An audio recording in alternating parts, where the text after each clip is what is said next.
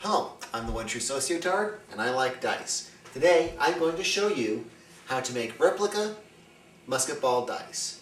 Now, I'm using lead musket balls to make dice, and these are pretty common throughout history.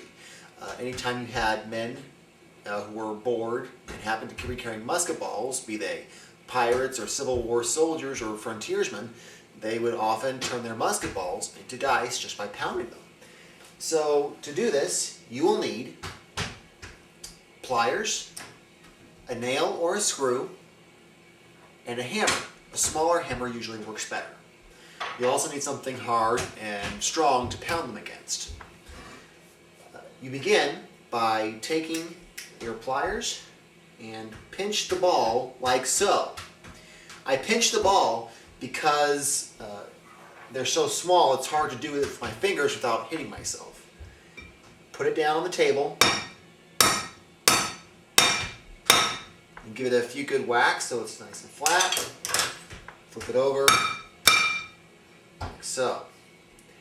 And I generally hit it a couple times on either side, like that, just without the pliers. And then you simply rotate and do the other sides.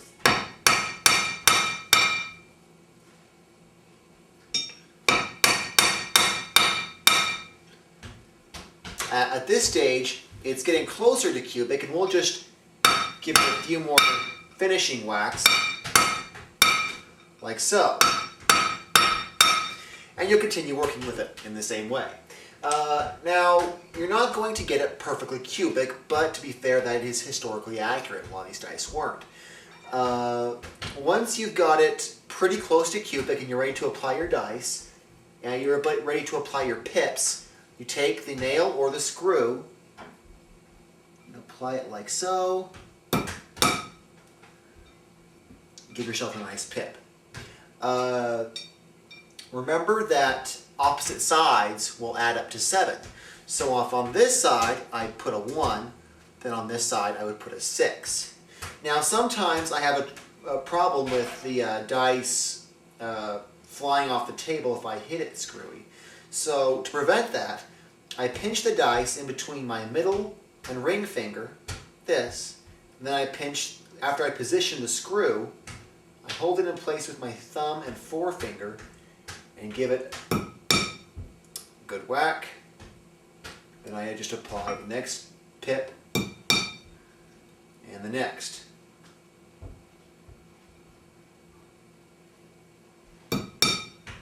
And I keep doing that until I get pips on all sides. Now, once you're done with these, you still won't be able to play with them. The problem is that lead is a toxic substance, so anytime you used them, you'd have to wash your hands and wash everything the dice came in contact with to avoid lead poisoning. Furthermore, they're not going to be perfectly cubic, which means they're not going to give you a very good probability curve. You might wind up with more 1s and 6s or more 5s and 2s, depending on which side was shorter and how you shape the faces, things like that. So essentially these wind up being look-at dice and show-off dice. Show off to your friends, hey, look at the cool musket ball dice I made.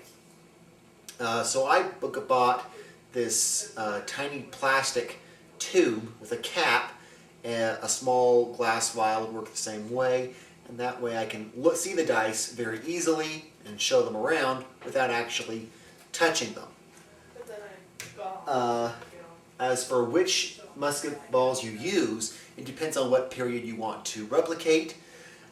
If you wanted to replicate Civil War dice, for example, you would probably want to buy 69 caliber musket balls.